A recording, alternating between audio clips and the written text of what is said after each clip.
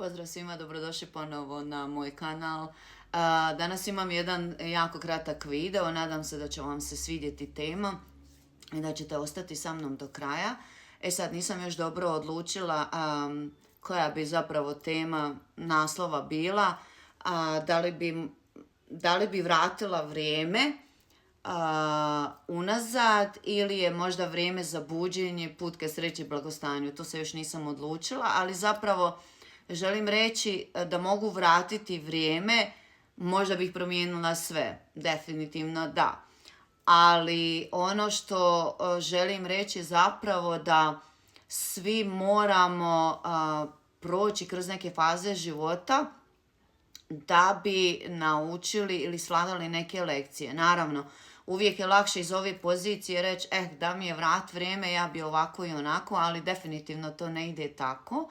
Zato što jednostavno život vam nameće neke stvari, da li je to kroz posao, kroz bolesti, kroz neke sitne nesreće, da li je to kroz novac, međuljudske odnose, te neke loše situacije, kako biste vi uočili, naučili, svladali i najbitnije naučili te lekcije za vaše neko dobro. I nije stvar u tome da vi izbrišete prošlost, nego da naučite nešto iz te prošlosti ili iz tih lekcija koje ste vi se suočili sa njima.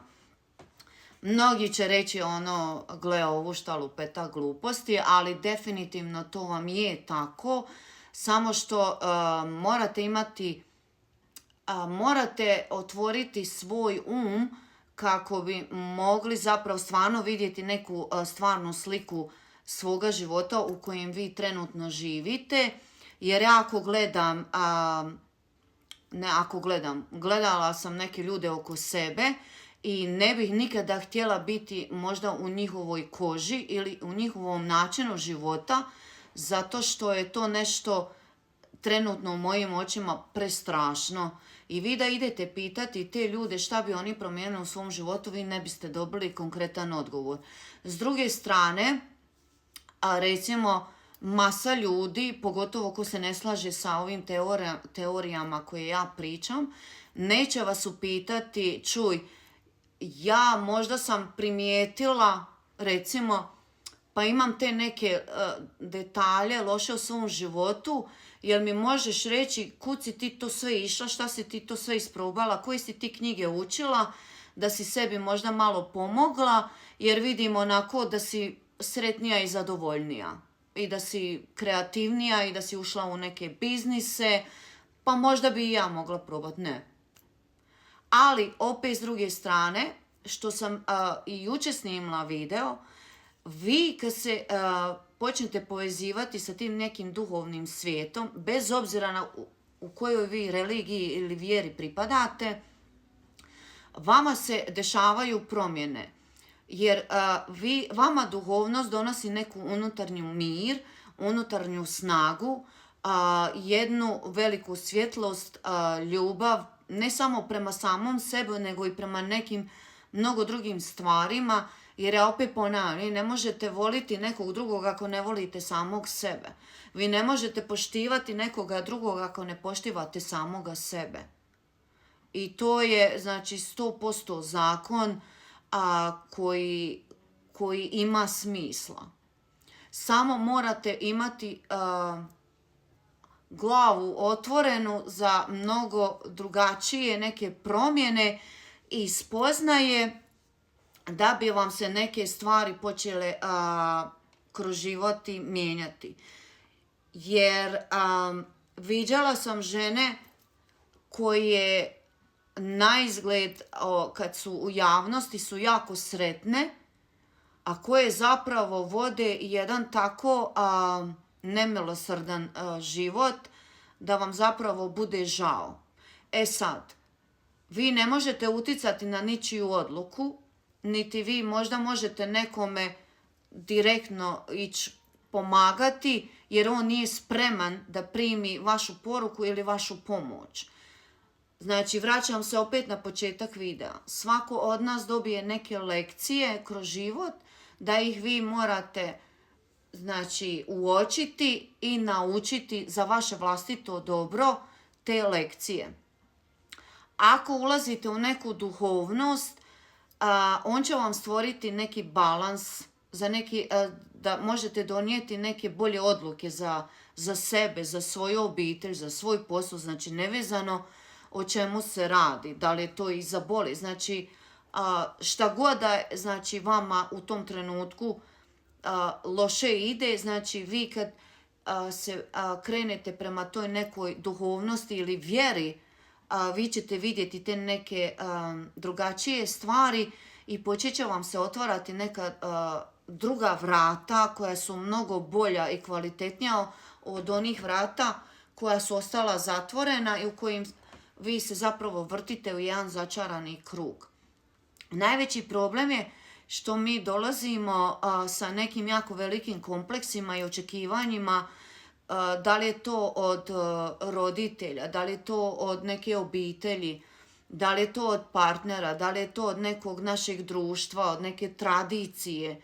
I to je onaj najveći problem zašto se mi jednostavno vrtimo u tom nekom otrovnom začaranom krugu i ne vidimo izlaz iz toga.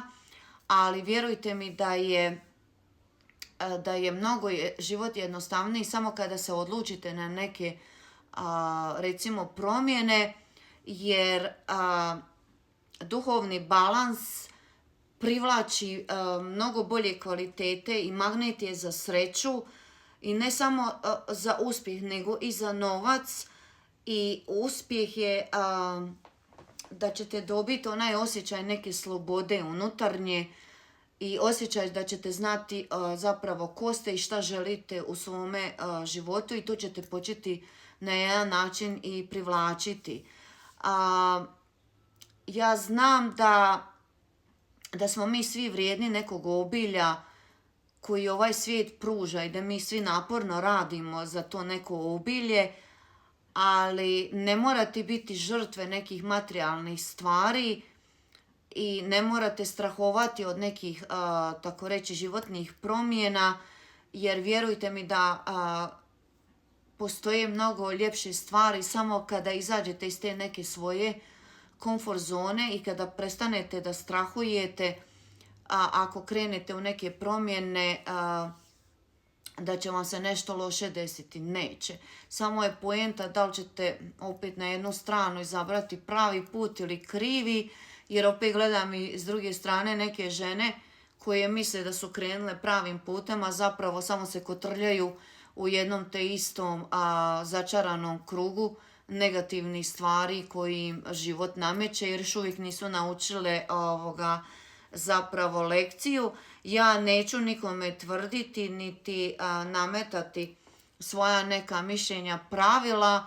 Ja samo pričam ono što sam ja možda isprobala, tako reći, na sebi, jer ne bi nikada sjela i pričala onako i snimala se, niti bi imala toliko otvorenih ideja s kojima se bavim, o kojima ću snimati video, od pisanja blogova, od crtanja, od dizajniranja, od vođenja YouTube kanala do nekih drugih znači poslova. Sve vam se to počne dešavati kad jednostavno kažeš ok, ta lekcija me je to naučila, ali opet ponavljam, ja još uvijek učim.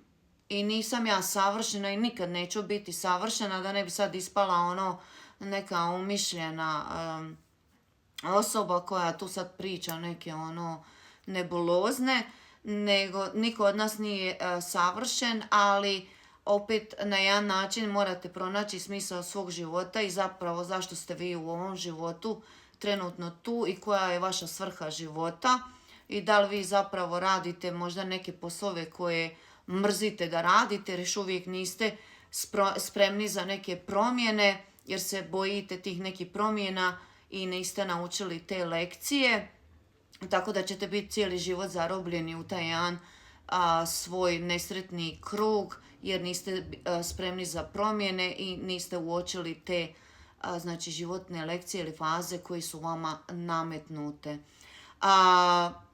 mogu samo reći blagostanje i sreća kreće iznutra.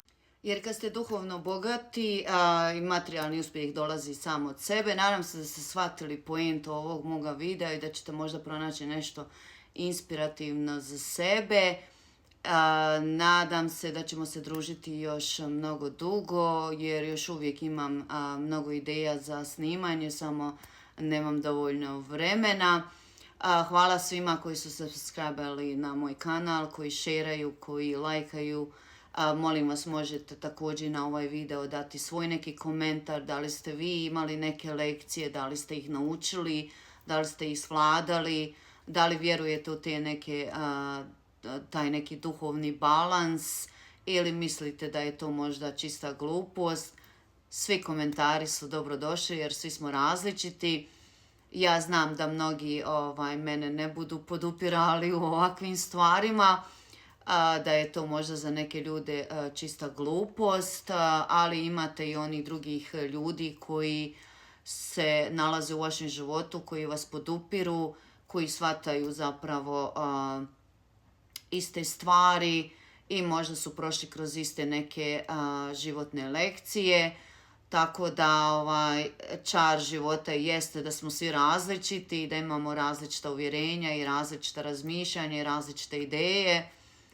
Tako da evo, šaljem vam puno pozitivne vibracije, pozitivne energije, odbacite sve što je negativno, nikome ne donosi dobro, vjerujte mi.